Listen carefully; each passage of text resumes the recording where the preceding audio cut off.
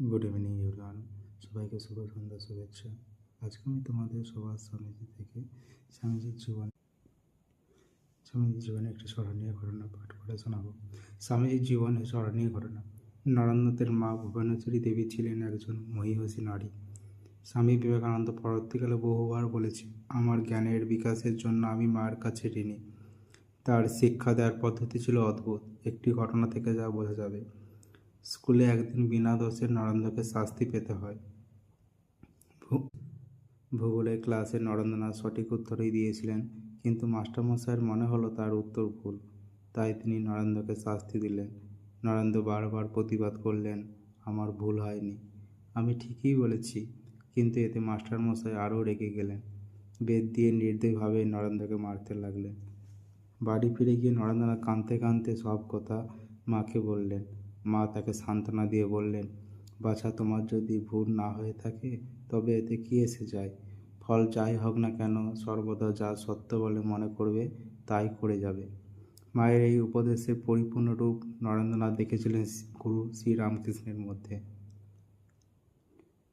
শ্রীরামকৃষ্ণ বলতেন, আচরণেও দেখাতেন, সত্যই কলি তপস্যা। মা এবং গুরুদেব উভয়ের মধ্যেই যে সত্যনিষ্ঠার আদর্শ দেখেছিলেন তা স্বীয় জীবনের প্রতিটি পদক্ষেপে রূপায়িত করেছিলেন স্বামী বিবেকানন্দ।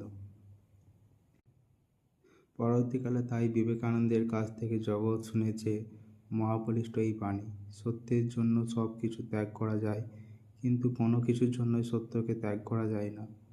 ভুবনেশ্বরী দেবী নরেন্দ্রনাথকে আরও একটি শিক্ষা দিয়েছিলেন, আজীবন পবিত্র থেকো, নিজের মর্যাদা রক্ষা করো এবং কখনো অন্যের মর্যাদা লঙ্ঘন করো না।